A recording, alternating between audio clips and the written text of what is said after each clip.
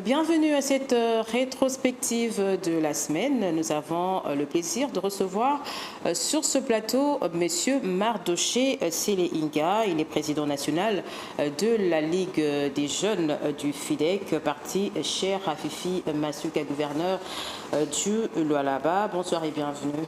Merci, bonsoir madame. FIDEC, qui veut dire Front des indépendants pour la démocratie chrétienne. Il a été créé depuis quand FIDEC totalise aujourd'hui 11 ans, créé par Excellence Madame Fifi Masuka Seyini. C'est depuis 2011 que ce parti existe. C'est un parti qui compte aussi quelques députés nationaux, des députés provinciaux. Aujourd'hui, nous avons aussi des députés provinciaux, je l'ai déjà cité, même la gouverneure du Lualaba. Je pense toujours dans l'actif du parti FIDEC. Mais aujourd'hui, ce n'est pas FIDEC qui se présente comme FIDEC aux élections, mais FIDEC devient aujourd'hui un parti mère, n'est-ce pas, qui a construit plus de 3 regroupements qui sont les sous-composants de notre plateforme Fifi Masuka Seyini. Nous avons A24, AN et A25. Donc, c'est ça aujourd'hui. Donc, FIDEC, comme parti mère, mais présente une plateforme qui a 3 sous-composants, qui est Masuka et considéré comme autorité morale. Je vous reviens. On va d'abord découvrir l'actualité qui a dominé la semaine. Et pour commencer, il s'est ouvert samedi, il s'est clôturé, samedi 26 octobre, le sommet de 3 bassins du Congo porté sur la gouvernance des écosystèmes forestiers face au changement climatique. Profitant de cette tribune, le chef de l'État, Félix-Antoine Tshisekedi Tshilombo, a dénoncé l'hypocrisie africaine et a chargé le Rwanda dans la déstabilisation de l'Est de la RDC. Suivez plutôt ce récit de Naomi Longila.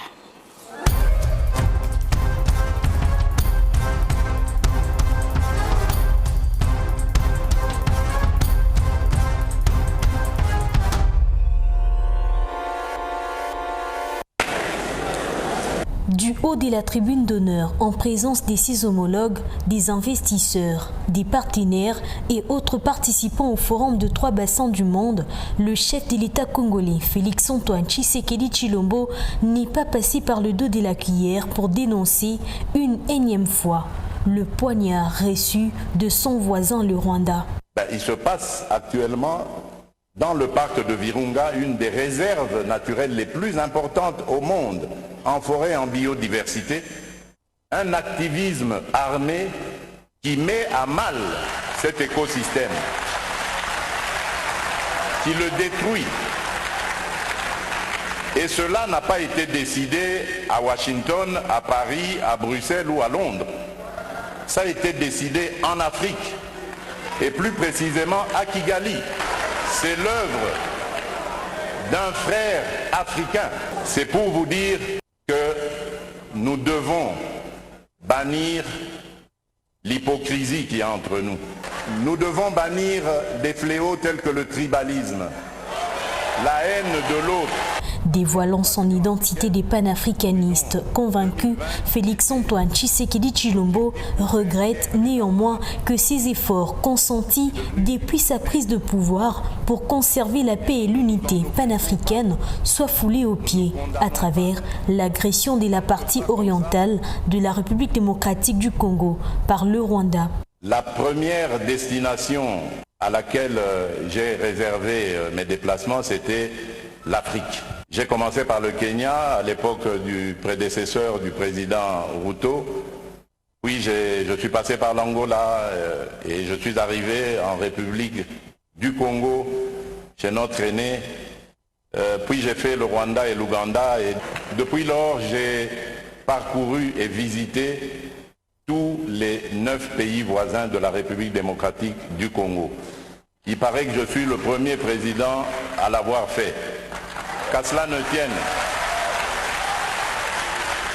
tienne, mon but était de parler à tous mes interlocuteurs, mes pairs, de la nécessité que nous avons de vivre en paix, de vivre unis et de développer des projets qui vont être à l'avantage de nos populations respectives. Serein, direct et d'un ton ferme, le président congolais Félix-Antoine Tshisekedi Tshilombo a appelé tous les Africains, notamment ceux voisins de la République démocratique du Congo, à ne pas rejeter la faute aux étrangers en cas de guerre, mais à se dire la vérité droit dans les yeux. On ne peut pas s'appeler frère et se poignarder dans le dos en même temps. Nous devons arrêter de rejeter nos responsabilités sur les étrangers non africains. La colonisation, ça fait une soixantaine d'années qu'elle est terminée en Afrique. Ceux qui nous avaient colonisés, divisés, aujourd'hui ils ont compris le sens de la paix. J'en veux pour preuve la France et l'Allemagne, pour ne citer que ces deux pays qui étaient les meilleurs ennemis dans le passé et qui sont les meilleurs amis aujourd'hui, le moteur de l'Union européenne. Tant que nous ne réfléchirons pas comme ça, eh bien ces gens-là, ces amis, ces partenaires à qui nous rejetons toujours la faute, ils continueront à nous prendre pour des irresponsables, ils ne nous respecteront jamais. Une intervention applaudie frénétiquement par l'assistance.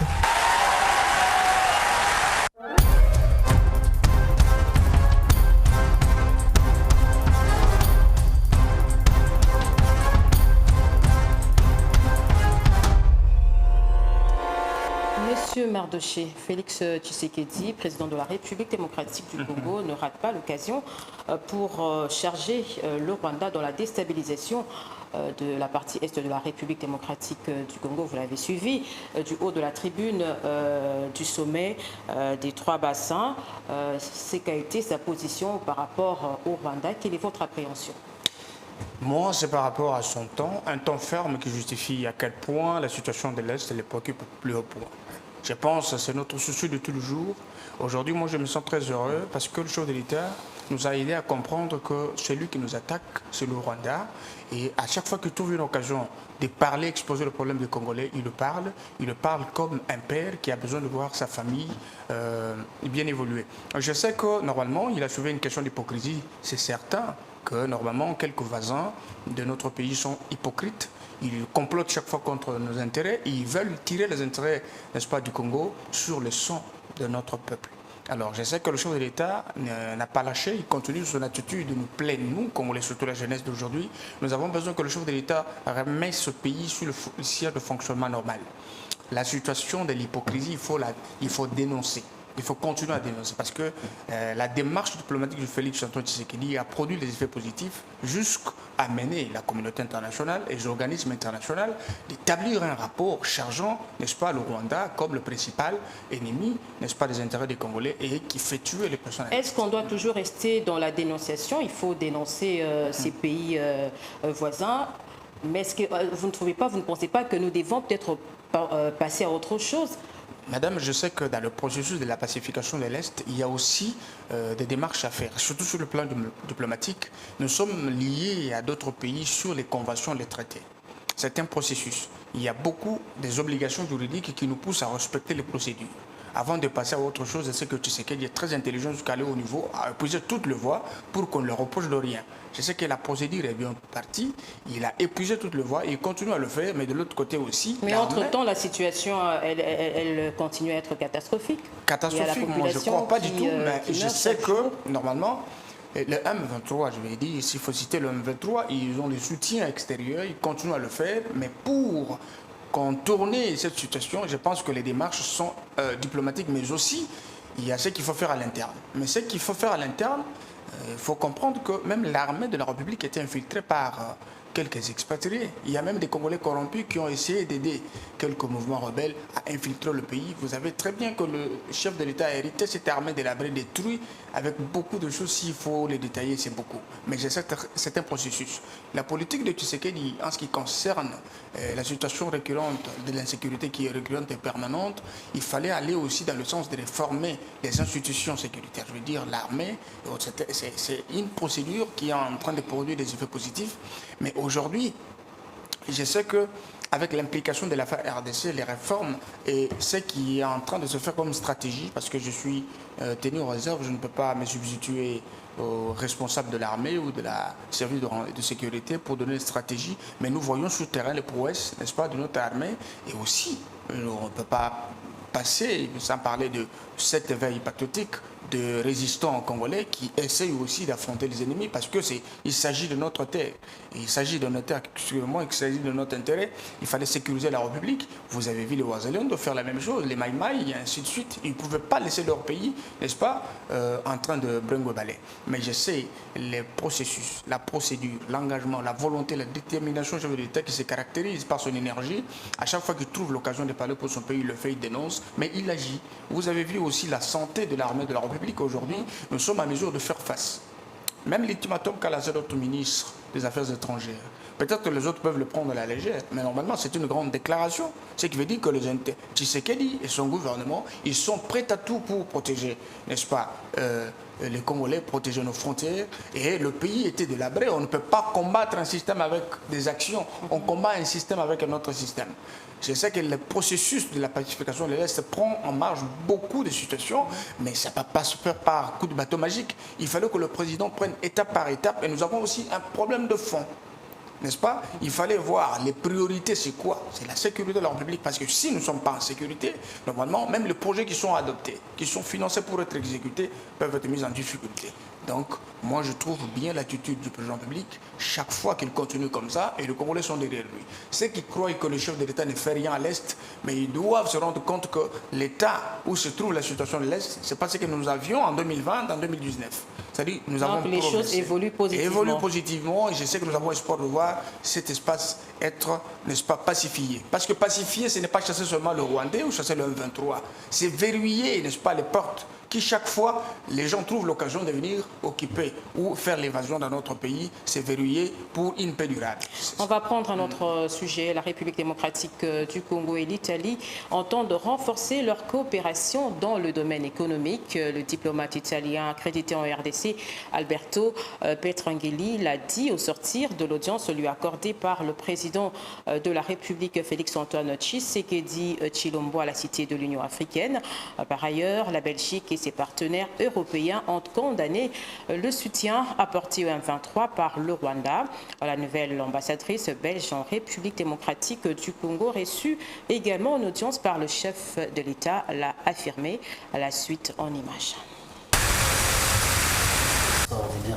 Monsieur l'ambassadeur, vous allez bien? Je suis venu présenter mes civilités au président de la République. Telle est la première phrase du nouveau ambassadeur italien accrédité en RDC, Alberto Petrangeli, à la presse présidentielle au sortir de son entretien avec le chef de l'État. C'était également l'occasion pour les deux personnalités d'évoquer le renforcement des coopérations entre l'Italie et la RDC dans le domaine économique, mais surtout le lien historique entre les deux pays. Et avec le président, on a parlé plutôt du domaine économique. Donc, on a parlé des liens historiques entre l'Italie et la RDC dans les domaines industriels. Donc, toutes les entreprises italiennes qui ont beaucoup aidé les pays après l'indépendance. Et donc, on a convenu sur la nécessité de renforcer les liens économiques maintenant avec les grands projets d'infrastructures qui sont nécessaires pour les pays. Et nous, on a des entreprises, des points dans les domaines des infrastructures. Donc, qui bâtissent des barrages, des ponts, des routes. On a des entreprises dans le domaine de l'agriculture aussi. Et donc, on espère que cette entreprise pourront rentrer à nouveau dans les pays pour donner leur contribution au développement du pays sur la base du programme qui a été établi par le chef de l'État. Après la présentation de sa lettre de créance en fin août de l'année en cours, Roxane de Bilderling, la nouvelle ambassadrice belge, est aussi venue pour le même objet. Profitant de cette première rencontre personnelle avec le président de la République, la situation sécuritaire à l'est de la RDC était au menu de leurs échanges. La Belgique et ses partenaires européens ont condamné le soutien qui a été apporté au M23 par le Rwanda. Il y a eu aussi des sanctions qui ont été adoptées par l'Union européenne à la lumière du rapport des Nations Unies, des experts des Nations Unies sur ce qui se passe, donc le soutien qui est apporté aux groupes armés.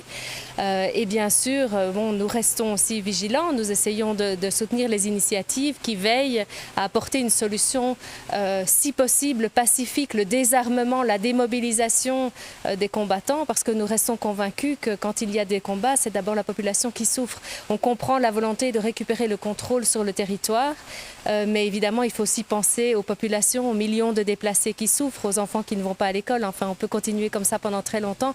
Je crois que le bilan humanitaire est déjà très lourd et je sais que les autorités sont conscientes de cela et essayent de promouvoir et de privilégier l'approche diplomatique en saisissant le mécanisme de suivi, etc. Et donc on espère vraiment qu'on peut continuer à apporter le soutien nécessaire pour que ce soit cette solution-là qui fonctionne.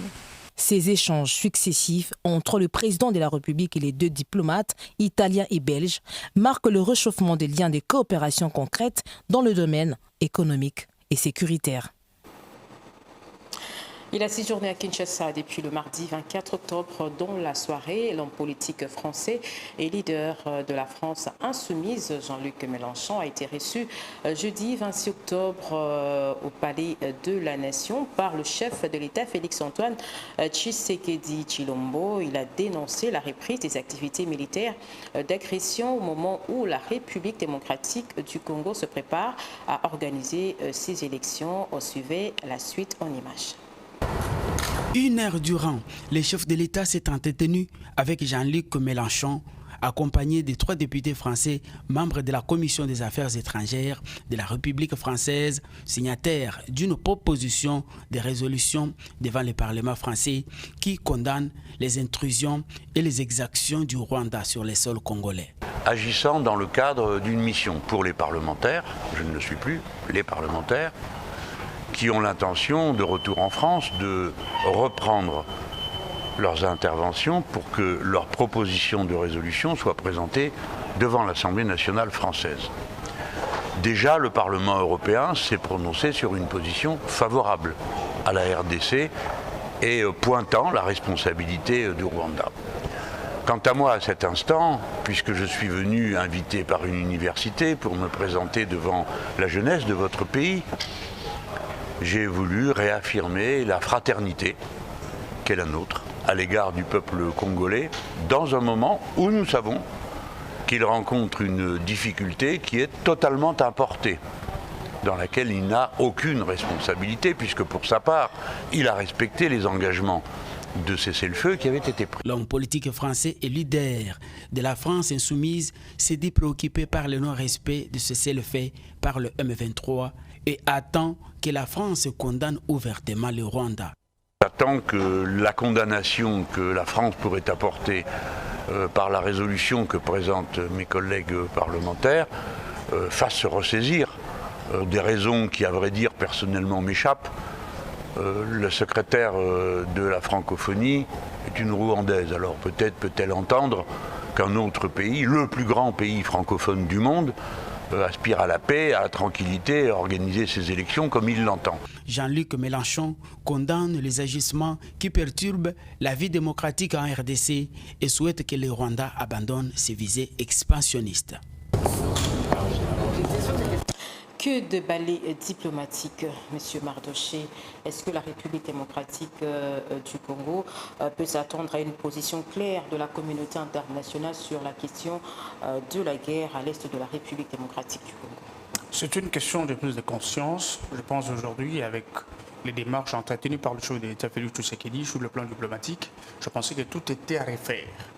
Je pense que la communauté internationale n'est pas seulement composée de zombies, il y a aussi composée de personnes qui réfléchissent, qui compatissent avec nos frères de l'Est, qui compatissent avec la République du Congo, parce que le sang a coulé il y a des années et des années, mais non seulement dans les domaines de l'insécurité, mais aussi dans d'autres domaines. Vous savez que la communauté internationale est pour beaucoup, n'est-ce pas, de malheurs que le Congo traverse, même à travers beaucoup multiples contrats signés, n'est-ce pas, en défaveur de la République démocratique du Congo. Je pense avec la volonté manifeste du président public, il fallait faire un état des lieux général pour comprendre où se situent les insuffisances. Là où il y a des fractures, qu'est-ce qu'il faut faire pour remettre tout en ordre.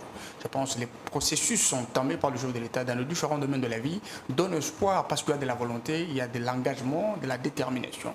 Et aussi le comportement de la communauté internationale dépendra aussi des positions, des attitudes que va prendre la République démocratique du Congo à travers son président, que Félix Tshisekedi. Mais jusque-là, nous voyons qu'en président de la République, il y a de la volonté, il y a de l'engagement, et tout celui qui le rencontre, peut-être quelqu'un peut parler un langage parallèle, s'il n'a pas encore rencontré Tshisekedi, s'il n'a pas exploité le détail ou le fond de son projet de société pour son pays, son engagement, sa détermination, et c'est que le Congolais aussi pense de lui.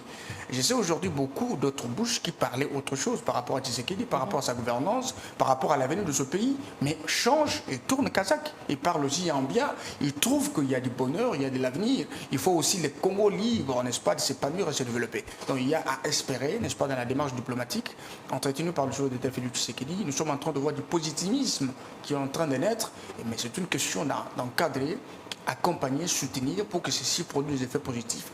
L'objectif, n'est-ce pas, de nous, Congolais, et nous, jeunes leaders, c'est que les efforts du président public Félix Tshisekedi, que ce soit sur le plan diplomatique, que ce soit à l'interne, soient couronnés de succès. Peu importe le temps que ça peut prendre, mais je sais que c'est un processus. Un pays délabré, détruit à tous les niveaux, qui a besoin d'une reconstruction, parce que lui-même l'avait dit, que tout est à refaire.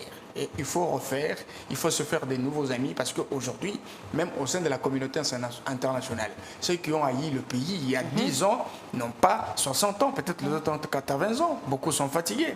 La nouvelle énergie, la nouvelle classe politique sur le plan mondial, mais les autres ne pensent pas seulement voir ce pays ici s'agenouiller, continuer à souffrir pour commencer à commander. Nous voulons un État libre à tous les niveaux, parce que cette indépendance des pensées vient aussi de l'énergie et cette force que le président nous donne. Je sais, il y a quelque chose à espérer de manière positive sur le plan diplomatique, parce que le chef de l'État le fait et nous voyons que ces résultats vont être positifs. Nous avons espoir. Cette diplomatie agissante a donné naissance à beaucoup de plus de solutions pour la situation de l'insécurité à l'Est de la République. Mais pourquoi nous ne pouvons pas aussi espérer du positivisme, même dans le domaine de l'agriculture, parce que nous voyons que tout ce qu'il touche a toujours tendance à se relever. Nous avons espoir que ça va poser. Autre chose, en réponse à la demande faite par le gouvernement de la République démocratique du Congo, le Conseil de sécurité a décidé du retrait formel de la MONUSCO d'ici fin 2023. Le Conseil de sécurité souhaite que ce départ soit progressif, responsable et durable par des mesures concrètes, réalistes à prendre en priorité. C'était donc à l'issue d'une déclaration de la présidence du Conseil adoptée par les 15 membres. Les détails dans ce récit de Jacques-Hilaire Kachala et Julie Mélia.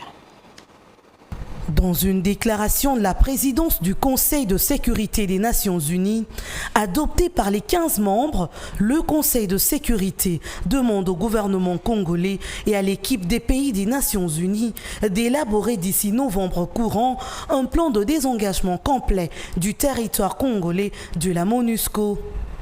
Le Conseil exige aussi des propositions sur la chronologie du retrait progressif et ordonné des contingents de cette unité des Nations Unies, c'est-à-dire la réduction progressive des effectifs de la mission.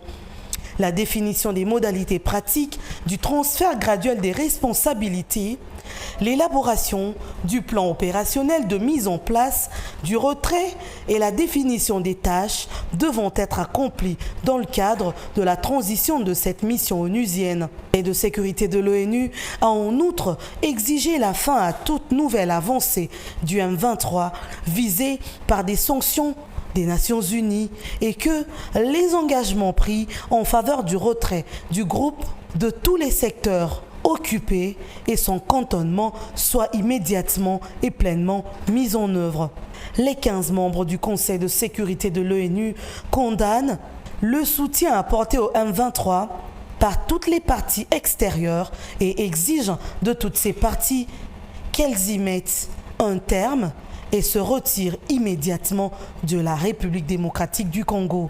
S'agissant des élections qui doivent avoir lieu en décembre prochain, le Conseil de sécurité encourage les autorités congolaises à continuer de mettre en place, avec l'appui de la MONUSCO, des processus pacifique, transparent et crédible dans l'ensemble du pays pour faciliter des élections libres et régulières ainsi que garantir la participation pleine, égale, effective et véritable des femmes à toutes les étapes de ce processus, tant des candidates que des électrices. Alors que le Conseil de sécurité est pour un retrait progressif de la MONUSCO, à Goma, les jeunes sont contre. Ils veulent que ce retrait soit total. Quelle serait la meilleure option, selon vous? La meilleure option, elle est celle qui serait issue des études faites sur base de la demande, n'est-ce pas, de la RDC, n'est-ce pas, en ce qui concerne le retrait, n'est-ce pas, de forces onusiennes sur le sol congolais. Alors, je sais aussi la réponse du Conseil de sécurité a tenu compte de différents facteurs qui doivent être mis en jeu, n'est-ce pas, pour que ce retrait soit réellement effectif et sécuritaire, excusez-moi. Mais je comprends la position des gens de Goma, parce que cette position, c'est le caractéristique d'une forte affliction fondée sur le mauvais souvenir qu'ils ont subi, n'est-ce pas, sur base de comportement qu'ils ont remarqué dans le chef de forces onusiennes. Ils se sont détournés de leur mission pour s'en prendre aux intérêts, n'est-ce pas, d'un peuple appauvri par l'insécurité, n'est-ce pas, et qu'on retrouve cette force qui est censée soutenir, n'est-ce pas, la démarche de la force, n'est-ce pas, loyaliste, qui est les forces de la République démocratique du Congo. Et vous avez vu, ils sont accusés de tout et de rien, mais nous avons même vu les têtes de quelques jeunes tomber, n'est-ce pas, pour manifester parce qu'ils étaient au bout de leur nerf. Ils ont eu besoin de voir cette force onusienne partir. Alors, je pense que cette impatience est fondée sur cette affliction, et moi je comprends. Mais je sais que pour procéder rapidement à cette, je vais dire, retrait de ces forces onusiennes, nous devons aussi tenir compte de différents facteurs parce qu'ils sont réglementés. La présence de la force onusienne sur le sol congolais, c'est réglementé. Vous devez aussi voir la procédure du retrait, c'est réglementé aussi. Et au sein de cette, quand vous essayez d'exploiter cette résolution, il y a beaucoup de conditions qui sont fondées sur la réalité, sur place à l'est de la République, et aussi sur base, n'est-ce pas, des conditions contractuelles entre la République démocratique du Congo, n'est-ce pas, et l'ONU. Donc cet accord de siège a des conditions qu'il faut respecter, mais nous sommes d'accord parce que nous voulons qu'il parte. Moi personnellement, je suis de ceux qui pensent que la force onusienne va laisser la place, n'est-ce pas, aux Congolais, et nous devons faire notre travail nous-mêmes. Et nous demandons aussi aux jeunes de Goma, nous sommes d'accord avec eux, mais de prendre un peu de patience, n'est-ce pas, et faire confiance à cette procédure, n'est-ce pas, de retrait, parce qu'ils ont dit d'ici fin de l'année 2023, ça ne pourra pas prendre 2 mois, c'est-à-dire dans 1 mois, je pense que la MONUSCO pourra seulement dégager du sol congolais. Ce serait une victoire pour la jeunesse qui en a voulu besoin de voir clair sur la mission de cette force au sein de la République démocratique du Congo. Ça fait des années et des années, et ils font que capoter, il n'y a pas quelque chose de positif à leur actif, selon ce que nous avons vu sur le terrain. Donc, brièvement, ce que nous devons retenir de ce retrait, c'est que nous respectons, n'est-ce pas, cette résolution, c'est déjà une solution que nous avons besoin d'attendre. Et puis, le retrait doit se faire, comme ils ont promis, c'est d'ici fin du mois de décembre. Je pense que la solution serait une satisfaction pour la jeunesse qui a beaucoup milité et a payé même de son sang pour que cette force onusienne laisse la place, n'est-ce pas, à la force républicaine. On va rester à Goma pour parler de la situation sécuritaire dans l'est du pays qui reste aussi préoccupante, la violation du cessez-le-feu. C'est l'option levée par les terroristes du M23 RDF. Jeudi dernier, ils ont attaqué une fois de plus les positions des jeunes patriotes dits Wazalendo et celles des FARDC sur les axes de Kibomba. Ils ont rencontré malheureusement pour eux une résistance farouche des résistants patriotes Wazalendo qui ne jurent que sur la protection de l'intégrité territoriale nationale. La suite, c'est dans ce reportage. Les M23 soutenus par les Rwandais ont largué des bombes sur des positions FARDC et les forces de l'EAC sur mercredi à Burumba dans le territoire de Nyiragongo. La population en panique a pris la direction de Goma. Nous avons vu des militaires monter.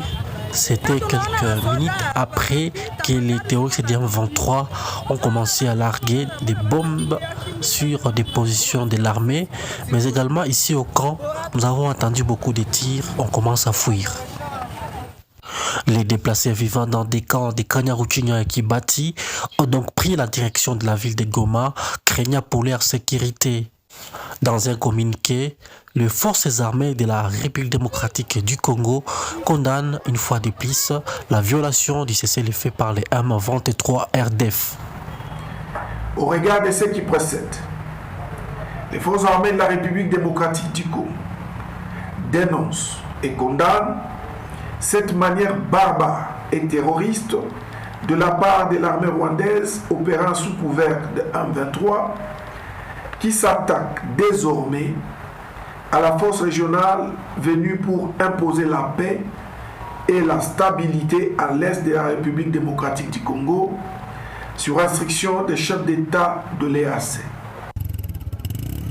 Dans les zones qu'ils occupent au Nord Kivu, les terroristes du M23 RDF continuent à commettre des exactions graves sur des civils. Des femmes violentées, des enfants ainsi que des hommes sont tués chaque jour. Comment jugez-vous la réaction des jeunes patriotes dits Wazalendo dans la guerre dans l'est de la RDC? C'est une affaire de tous, c'est une affaire qui concerne tout le Congolais. J'avais suivi à travers une vidéo analogique qui a circulé sur les réseaux sociaux un jeune Wazalendo qui disait que nous n'avons que la RDC. Je pense qu'on n'a pas d'autre terre. Nous n'avons que la République démocratique du Congo et nous sommes prêts à mourir pour notre terre parce que si nous ne faisons pas attention, nous allons mettre une barricade sur l'avenir de nos enfants. Je sais qu'ils ont intérêt à défendre leur pays, même si c'est en dehors du cadre institutionnel, mais je sais qu'ils ont raison de le faire. Parce que l'armée fait sa part, normalement, et aussi les jeunes patriotes font aussi leur part. Ce qui devrait être mal, c'est que si les Wazalendo pouvaient s'en prendre, n'est-ce pas, la liste de la République, ça devait être le problème. Mais ici, vous allez comprendre que les Congolais sont éveillés, ils ont compris. Mais ça, c'est grâce à Félix Tshisekedi, n'est-ce pas? Sa démarche qui a démontré qui est l'ennemi et qui ne l'est pas. Et qui s'en prendre, et on va s'en prendre qui, on peut responsabiliser qui. Alors, la position, n'est-ce pas, de nos frères Wazalendo et tous les résistants congolais qui attaquent les ennemis, qui sèment la terreur à l'est de la République, moi, ils ont mon soutien. Mais je voudrais au moins, quelque part, leur transmettre mes encouragements et dire que le Congo ne lâchera pas parce que le chef de l'État Félix Tshisekedi, dans le cadre institutionnel avec l'armée de la République, ils n'ont pas baissé le bras. Ils connaissent aussi où s'en prendre et où s'atteler pour normalement faire avancer les processus, n'est-ce pas, de la sécurisation de l'Est de la République. Bon, la violation du cessez-le-feu, c'est normal. Nous sommes en train de respecter la procédure parce que beaucoup chercheront à mettre la responsabilité sur les épaules des Congolais. Et vous savez que la plupart des voisins, le chef d'État crie à l'hypocrisie. La journée, ils peuvent faire semblant comme s'ils sont avec vous, mais ils peuvent bouleverser une histoire pour vous donner la responsabilité. Alors vous savez, normalement, Dieu, il est grand, il nous aime, il aime le Congo, et chaque fois, il fait que nous prouver les complots qui sont en train d'être murus la nuit, n'est-ce pas, au document des Congolais. Aujourd'hui, moi, je me sens heureux d'avoir un président très vigilant, n'est-ce pas, et qui veille sur le Congo à travers nos forces, n'est-ce pas, loyalistes. Et vous avez vu qu'aujourd'hui, avec les nominations, les multiples nominations à la tête de l'armée de la République, la vision chef de l'État s'exécute, n'est-ce pas, dans l'armée. Et nous avons espoir que les Rwandais ne prendront jamais même un gramme de nos terres à l'est de la République. Et nous avons espoir que les démarches de l'armée de la République, les démarches diplomatiques du chef de l'État et toutes les procédures entamées pour la pacification de l'Est vont être couronnées du succès. Ça, c'est normal. Nous avons besoin de voir cela pour justifier notre combat, justifier notre engagement afin que la victoire soit aux Congolais. On va boucler ce chapitre sécurité avec la délégation des parlementaires français qui est arrivée à Goma vendredi. Cette délégation est allée compatir avec la population de l'Est du pays victime d'agressions rwandaises avant de recevoir le cahier de charge des déplacés de guerre. Ces parlementaires français ont condamné le soutien du Rwanda aux terroristes du M23. Suivez. Une délégation des parlementaires français est arrivée à Goma dans l'est de la RDC. C'est vendredi 27 octobre 2023. Objectif, compatir avec la population de cette contrée et accueillir des recommandations de la population du Nord Kivu victime d'agressions rwandaises. Notre inquiétude sur la situation à l'est et notre solidarité avec la République démocratique du Congo. Nous avons entamé les travaux parlementaires au mois de juillet dernier avec une résolution visant à condamner le soutien du Rwanda auprès des forces de M23 sur l'est de la RDC. Nous avons préparé ce projet de venue ici en République démocratique du Congo depuis 6 mois. Et nous tombons à un moment fatidique où il y a une recrudescence des violences à moins de 10 km de la ville de Goma. Tout juste après leur arrivée, les parlementaires européens se sont dirigés vers un site de déplacés de guerre situé dans la partie ouest de Goma. Sur place, ils ont reçu quelques recommandations des déplacés pour un retour total de la paix. Nous voulons avoir un rétablissement de la paix durable dans nos milieux d'origine pour que demain ou après-demain nous puissions retourner. C'est la première et la capitale recommandation. Et aussi, nous voulons la restauration de l'autorité de l'État. Nos chefs coutumiers, nos chefs locaux puissent retourner parce que nous sommes avec eux ici dans le cadre de déplacement. Nous voulons aussi à ce que vous traquez complètement les éléments du M23 que nous considérons comme des terroristes. La République démocratique du Congo est agressée actuellement par le Rwanda pour ses richesses. Plusieurs analystes soutiennent que cette guerre d'agression est surtout économique. Comment commentez-vous cette visite des parlementaires européens dans l'est de la République démocratique du Congo? Est-ce un signal fort pour la RDC? Bon, ils ont fait leur part. Ils ont fait leur travail, c'est dans leurs attributions. Ils ont manifesté leur volonté d'aller visiter Goma, bien sûr. C'est aussi, en quelque sorte, une certaine attitude d'appui, n'est-ce pas, au processus de la pacification de la République. Mais ce qui reste très important, nous avons besoin de passer à l'action. Vous savez, nous en avons marre, et vous avez même vu actuellement l'attitude du président public Félix Tshisekedi. C'est quelqu'un qui est prêt à tout, parce que vous avez vu le message du ministre des Affaires étrangères. Donc aujourd'hui, que ce soit sur le plan du processus de paix, ainsi de suite, mais nous avons besoin de défendre notre sol. Et nous sommes derrière les positions du président public Félix Tshisekedi, peu importe les appuis, les soutiens, ils peuvent que faire ça, mais nous avons besoin des gens qui sont crédibles, qui sont dans les positions du chef de l'État, qui les soutiennent dans sa démarche pour que la paix soit enfin restaurée à l'est de la République. Mais qu'à cela ne tienne, nous sommes d'accord avec leur visite, mais nous voulons quand même aller dans le détail, dans les convictions, n'est-ce pas, de ceux qui sont prêts à se battre avec nous pour éradiquer définitivement cette insécurité récurrente et permanente à l'est de la République. On va parler processus électoral en République démocratique du Congo. La CENI annonce le déploiement du matériel électoral et des agents dans le Congo profond. C'était au cours de la formation du personnel navigant débuté mercredi, chargé d'assurer la mobilité de ces matériels en prévision du grand rendez-vous du 20 décembre prochain. Par cette formation, la CENI vise la bonne manipulation et conservation de ces bateaux. Plus de précision avec Prince Nestor Tita et Junior Konodoli. La date du 20 décembre s'approche à grands pas. La CENI multiplie des stratégies pour permettre le déploiement aisé du matériel électoral dans près de 172 antennes de 155 sites de formation à travers le pays. C'est ce qui explique la tenue de cette formation à l'attention de son personnel navigant.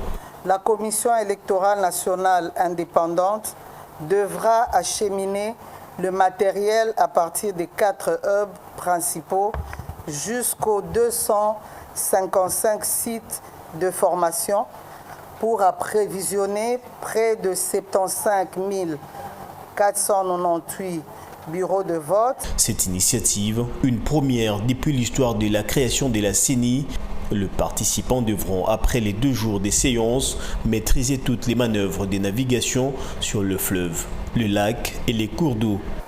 Pendant 2 jours, les facilitateurs vont exposer sur la présentation et le fonctionnement du canot rapide ou des bateaux, les orientations techniques et la maintenance des bateaux.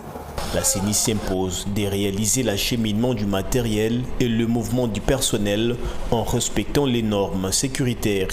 La configuration géographique de la République démocratique du Congo, notre pays, impose à la CENI le recours à plusieurs types de moyens de transport, notamment l'usage de bateaux ou encore d'embarcations.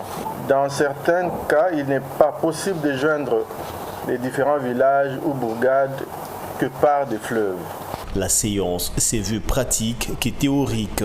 Une randonnée fluviale pour donner le goût et le temps fort de cette formation qui vient de s'ajouter à une cascade de formations en cours organisées en vue d'aboutir aux meilleures élections. Avec tout ce que la CENI est en train de faire, est-ce qu'il y a encore lieu d'hésiter que les élections n'auront pas lieu au mois de décembre comme prévu? Moi, les gens qui n'ont pas compris jusqu'à maintenant, c'est qu'ils continuent à doutent, mais ils vont rester en retard. Nous avons cru, n'est-ce pas, à la parole du chef de l'État Félix Tshisekedi. À chaque fois qu'il s'adressait à la nation devant le Congrès, il a toujours martelé que je respecterai la Constitution et les élections vont se tenir dans le délai. Peu importe ce qui s'est passé, vous avez vu que la CENI s'est forcée, n'est-ce pas, avec l'implication du gouvernement, de respecter toutes les procédures et le calendrier a été respecté. Aujourd'hui, je veux dire, dans moins d'un mois, nous allons passer aux élections. Je pensais qu'ils doutent, qu'ils cessent de douter, qu'ils fassent confiance aux institutions, qu'ils fassent confiance à la CENI parce que les élections vont bel et bien se tenir le 20 décembre 2023. L'ajout d'un nom ne constitue pas une infraction en droit, parole des avocats de Félix-Antoine Tshisekedi Tshilombo à la Cour constitutionnelle pour maître Alphonse Tambwe qui a prouvé que Fachi Félix-Antoine Tshisekedi Tshilombo a le droit d'utiliser un nom lui donné par ses parents pour être identifié formellement. La suite avec Gloria Amundala. Défendons la cause de Félix-Antoine Tshisekedi Tshilombo, accusé de porter deux identités, maître Alphonse Tambwe Kikangala, avec test à l'appui, prouve que le candidat Félix-Antoine Tshisekedi a le droit d'utiliser autre nom qui pourra formellement l'identifier. Est-ce que vos arrêts avaient pour finalité de figer son nom pour dire désormais, comme il n'a oublié un élément, les autres éléments ne seront plus ajoutés? Non. Vos arrêts avaient pour finalité de proclamer un candidat élu tel que cela lui a été proposé par la CENI. Si la CENI avait dit le candidat élu c'est Tshisekedi, vous auriez dit la même chose. Monsieur le Président, ça ne lui dénie pas pour autant, ni implicitement, ni explicitement, le nom lui donné par son père. Monsieur le Président, une autre évidence. Il n'y a rien qui soit de notoriété publique comme le nom d'un président. Je viens de vous démontrer que l'ajout des éléments ne constitue pas un problème en droit. Pourquoi? Parce que la loi dit composé d'un ou de plusieurs éléments. C'est d'abord un. Ensuite, je vous donne le cas en matière pénale. En matière pénale, un principe dit l'infraction est individuelle. Et parce que l'infraction est individuelle, lorsque le juge pénal identifie quelqu'un, pour être sûr qu'il ne se trompe pas, il ajoute même le pseudonyme, le surnom, les alias, les acronymes. Je prends un exemple, l'arrêt de la cour militaire, Koulou Kangala alias Karadjes.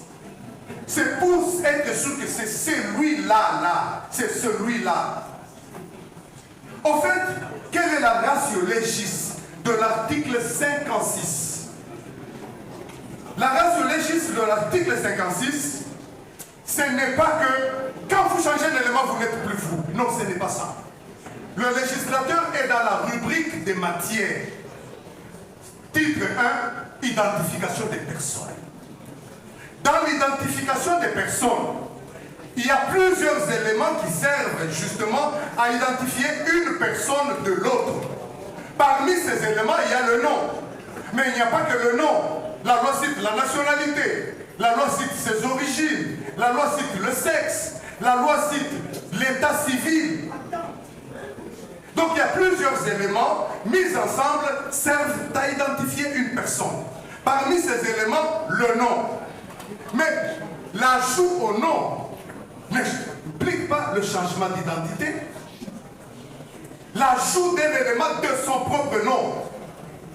Monsieur Kikouni est en défaut de nous prouver que Antoine n'a jamais été le nom de Félix. Or, de commun de mortels, tout le monde le sait. On pouvait même ajouter, à la CENI là, on pouvait même ajouter Tshisekedi, Tshilombo, Félix Antoine, Fachi Béton, Mugwatombolo Maïmatoka. On pouvait tout ajouter, pourvu que ces éléments-là servent à l'identifier.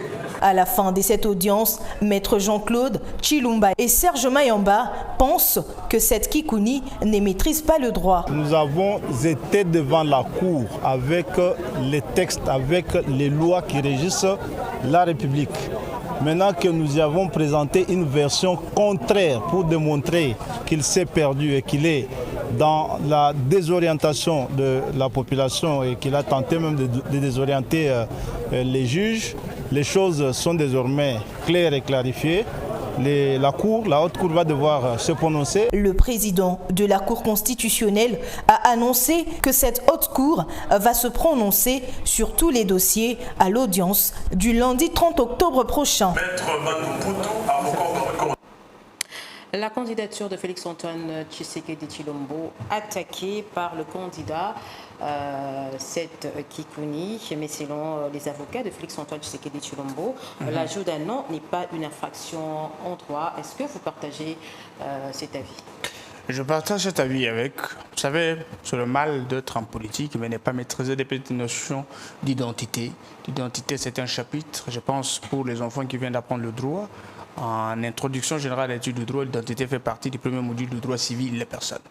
Alors, je sais, monsieur, cette Kikouni, moi je suis vraiment désolé, un peu indigné de voir un candidat à président de la République jouer au végétariat à ce niveau-là, en même temps aussi à des populismes. Parce que normalement, cette requête n'a pas de supériorité. Il n'y a pas de l'épaisseur dans le comportement, n'est-ce pas, de cette Kikouni. Donc elle est non fondée selon vous? Non fondée, en même temps, ce sont des comportements qui, autrefois, frottent un peu de légèreté à la classe politique. Vous voyez? Donc on ne peut pas aller devant la Cour avec des requêtes pareilles qui portent des choses qui n'ont pas de fondement, qui ne reposent sur rien. Vous comprenez? Normalement, ici, il doit avoir un cabinet. Il doit beaucoup réfléchir chaque fois qu'il fait, normalement, sortir pour que les gens découvrent qu'il existe, mais il ne peut pas exister avec ce genre de buzz. C'est de l'enfant. Bon, autrefois, ça donne un peu un caractère d'enfance. Mais normalement, ce que moi je voudrais dire, c'est que c'est un non-événement. Nous voudrions demander aux candidats à la présidence, même quand un jour nous aussi nous serons des candidats à la présidence de la République, il faut faire l'effort de prouver, de montrer de la supériorité, de l'épaisseur dans nos comportements. On ne peut pas autrefois se comporter comme militant en costume. On est militant, on est combattant avec cravate, mais on se fait passer pour quelqu'un qui peut diriger le Congo demain avec ce genre de légèreté, ça ne va pas aller. Non, en droit, cela n'existait pas. Il a introduit quelque chose autrefois qu'il a frotté de propre. Normalement, il a donné l'impression de quelqu'un qui ignore tout. Il est classé dans une catégorie de commun de mortels. Or, une personnalité politique de ces trempes, si tu es déjà candidat président de la République, tu dois être un encyclopédiste. On doit sentir la même mise dans les différents domaines de la vie, un peu de maîtrise, parce que tu es appelé, n'est-ce pas, à exercer ton autorité sur beaucoup de catégories de personnes. Vous avez des professeurs émérites, des professeurs d'université, des professeurs associés. Mais lorsque vous êtes candidat à la présidence, vous vous comportez comme un militant en costume qui essaie de tenter sa chance.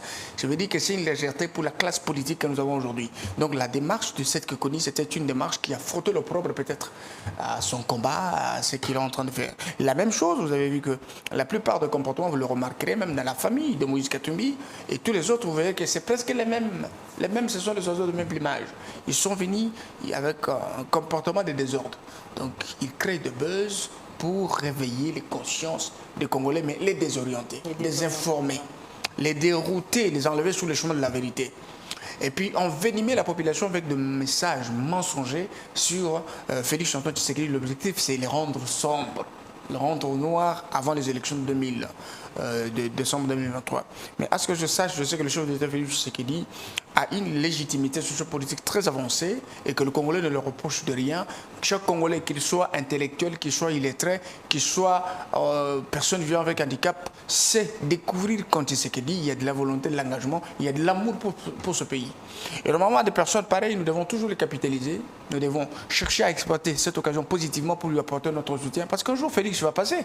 Il va remettre ce pays sur un droit chemin. Et nous, les générations qui vont venir, lorsque nous serons aussi élevés en dignité, nous allons utiliser les mérites de Tshisekedi comme les atouts, les capacités qui vont nous aider à devenir comme lui demain, ou soit faire un peu plus que lui.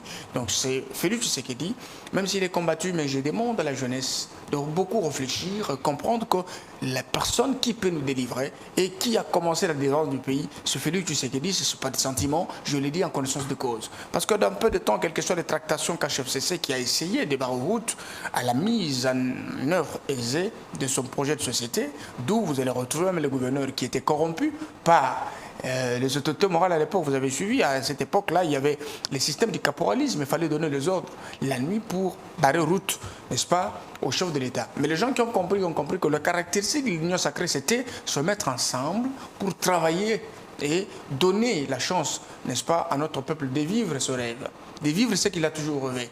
Et c'est ça même le sens, le vrai sens de l'union sacrée de la nation. Aujourd'hui, même si c'est devenu une plateforme électorale, mais normalement les caractéristiques demeurent. Donc mettre fin au caporalisme, privilégier les intérêts de Congolais qui sont les intérêts généraux au lieu des intérêts catégoriels. Donc le peuple d'abord, c'est toujours un principe sacré qui continue toujours à nous régir. Félix Tshisekedi mérite le soutien des Congolais et nous avons besoin de le soutenir. Alors, je pense même pour ceux qui pensent que Tshisekedi peut avoir peur de qui que ce soit comme candidat, je ne pense pas que les gens ont compris le système. Beaucoup de gens, ce sont des candidats de circonstances. Il y a même les autres qui se réclament de l'opposition. Mais je sais qu'aujourd'hui, sur Félix Tshisekedi, nous n'avons pas une opposition, nous n'avons qu'un groupe de mécontents. Parce que tous ces gens-là ne sont pas allés dans l'opposition pour des causes nobles. Ils sont partis en acharnement. Ils n'ont pas voulu voir Tshisekedi aux actions. Ils sont jaloux de cette gestion aisée orthodoxe. De 2 ans, 3 ans, vous avez des actions à impact visible qui ont essayé de convaincre le Congolais. Parce que Félix n'avait pas que de verre pour... Les gens ont dit qu'il a fait beaucoup de promesses. Et je voudrais aussi profiter de l'occasion pour dire qu'un président de la République ne fait jamais de promesses. Il vous rappelle ce qu'il avait prédit dans son projet de société. Parce que tout ce qu'il dit, c'est programmé, c'est budgétisé. Ça va se faire, même si ça ne se fait pas aujourd'hui. Et ça se fait déjà. Ça se fait déjà. Alors, c'est pour vous dire que quand quelqu'un dit qu'il a promis, il ne fait pas, c'est pour vous dire que vous avez un groupe de haineux, vous comprenez, des mécontents qui ont besoin de désinformer notre peuple, de soulever la population contre le président. Mais la réalité vient là-bas s'interposer pour dire, mais vous dites, ce que vous dites c'est le mensonge. Moi en réalité, voilà ce que fait. Maman Yemoïla. Il y a beaucoup d'autres réalisations qui sont faites partout, qui ont convaincu le Congolais même dans le plus profond. Regardez le projet 145 territoires, un projet phare qui revient même aux ressources des différents projets qui essayent de boiter. Vous allez même dans le fin fond où peut-être le véhicule n'arrivait pas. Mais je vous dis, nous allons aujourd'hui avec des petites voitures, on arrive. Le projet 145 territoires... C'est peut-être la médiatisation de toutes ces actions qui pose problème. Par exemple. Qui pose problème. Mais moi, j'ai eu la chance de parcourir partout. Je connais même des secteurs où peut-être... où il n'y avait même pas un centre de santé. Il n'y avait même pas un petit bureau même pour les chefs de secteur. Même pas pour le territoire. Mais aujourd'hui, ces secteurs, ces territoires sont en train d'être modernisés avec la vision du chef d'État Félix Tshisekedi, un projet qui vient nous délivrer. Parce que les gens pensent peut-être qu'il est fait pour la cause de ses enfants. Non, il est fait pour le Congolais. Il est fait pour l'avenir de ce pays. Et ce pays mérite mieux. Nous avons besoin de soutenir notre président. Nous avons besoin de l'accompagner jusqu'à sa réussite. Nous avons besoin de le voir revenir en 2024 pour la continuité de sa vision. Et ce serait un succès pour la République démocratique du Congo. Et pour boucler ce dossier, le président du CESAC, Christian Bossembe, s'insurge contre une campagne précoce manifestée à travers les affiches annonçant la candidature à la députation nationale et provinciale. De ce fait, il recommande le retrait obligatoire de ce support messager conformément aux prescrits de la loi. Jean-Hilaire Kachala et Fabrice Bola pour les détails. Le président du CESAC, Christian Bossembe, est formel. Son institution d'appui à la démocratie refuse de voir tout panneau publicitaire et autres affiches qui parlent de la campagne électorale. Pour Christian Bossembe, personne n'a le droit, avant les 19 novembre, d'afficher une circonscription ou encore son numéro d'ordre. Nous avons même demandé au ministère de l'Intérieur et au gouverneur de la ville de Kinshasa de débâcher tout ce qu'on voit sur la rue aujourd'hui avec les affiches que nous voyons. Et là, c'est une responsabilité aux électeurs. Chers électeurs, c'est à vous de voir comment quelqu'un estime être président de la République ou député, mais s'il ne respecte pas la loi électorale. Comment vous allez élire, excusez-moi le terme, comment vous allez élire des gens qui ne sont pas très loin de l'incivisme? Parce que quand on vous demande de ne pas aller à la campagne précoce, mais vous y allez quand même, Alors si vous ne respectez pas la loi électorale, comment vous allez respecter la loi fondamentale? Pour les CESAC, cette campagne précoce est inacceptable et les instances compétentes ont été saisies pour mettre fin à cette publicité malhonnête. Devant les rédacteurs en chef et les directeurs des informations, ainsi que les membres des partis politiques et de la société civile, Christian Bossembe a sensibilisé à la prise de conscience, notamment sur les plateaux des télévisions. Je ne vois pas quel est le média qui va accepter d'avoir le CESAC sur son dos. Parce que si nous apprenons qu'un média a fait passer la campagne avant la campagne, eh bien nous allons sanctionner sévèrement. Par campagne précoce, c'est le fait de donner son numéro attribué par la CENI, donner sa circonscription, appeler au vote ou appeler au contre-vote. Plusieurs questions posées par les invités ont trouvé des réponses. Vous êtes candidat? Je suis candidat à la députation nationale dans la circonscription électorale. Ce message vous concerne aussi? Me concerne d'abord. Pourquoi ne pas seulement attendre la date prévue pour la campagne? Nous sommes dans les règles. Nous sommes dans les règles. Je suis candidat à la députation nationale dans la circonscription électorale de Luebo, dans la province du Kasaï. Alors, je sais que la démarche du président Christian Bossembe, c'est une démarche très responsable. C'est pourquoi nous avons besoin de voir les jeunes à tous les niveaux. Moi, ça me fait du bien. Et je sais qu'aujourd'hui, c'est une façon d'interpeller. Il y a beaucoup de candidats aussi qui sont plongés dans l'inconscience. Ils sont vraiment en train de biaiser beaucoup de règles de la CENI parce que ce n'est pas le moment de la campagne. Il fallait attendre le 18 novembre pour lancer cette campagne, c'est très important.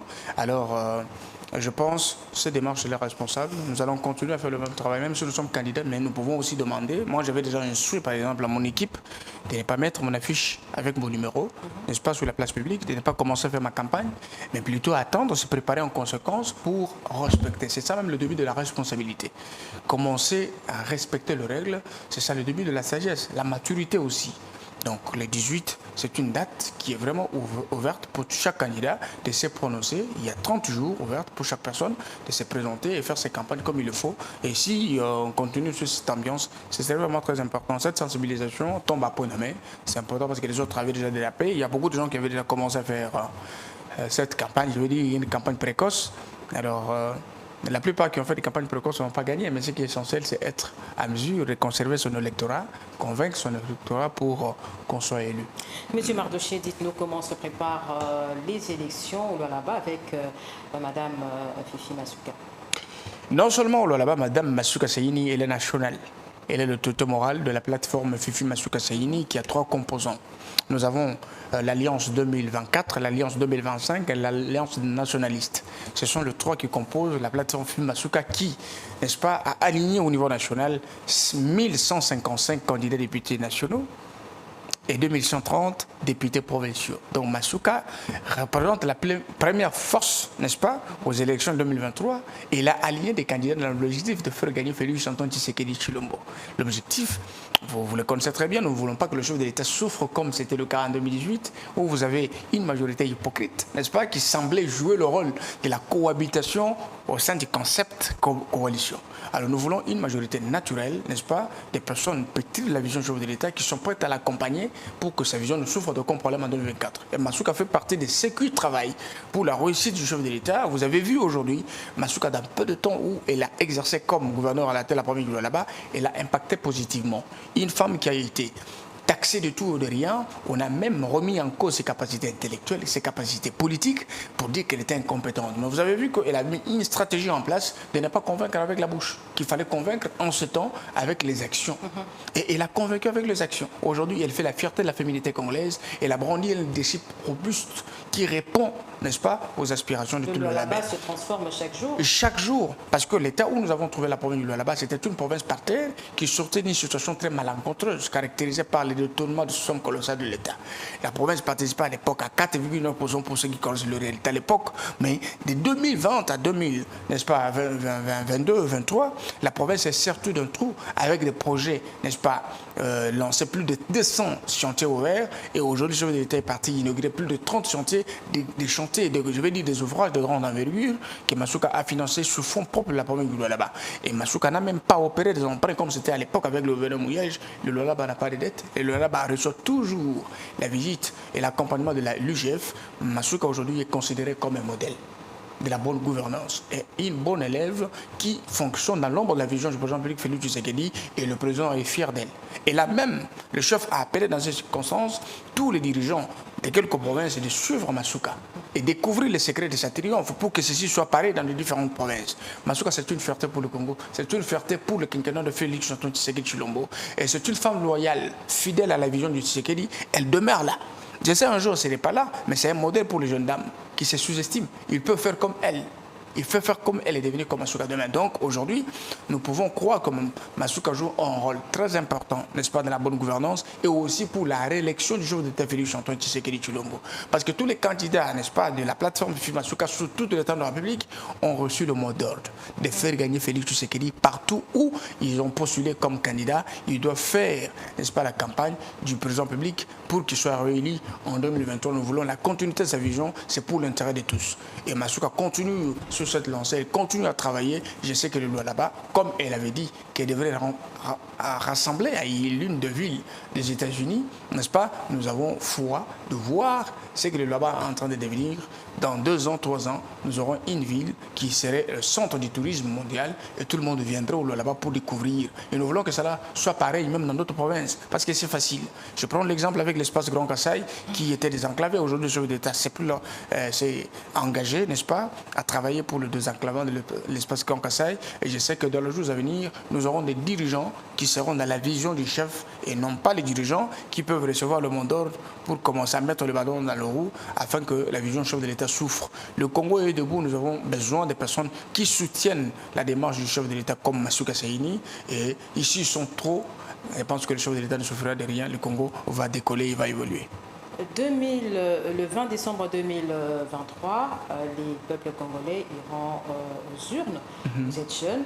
Quel message vous pouvez lancer à tous les jeunes qui vous suivent? Je sais que la jeunesse congolaise nous suit et me suit en ce moment. Chers jeunes, nous avons besoin aujourd'hui d'être utiles. Parce que chaque fois quand nous allions à l'école, on nous avait demandé de vous étudier pour devenir des membres utiles dans vos foyers, dans vos quartiers, dans vos provinces et pourquoi pas dans votre pays.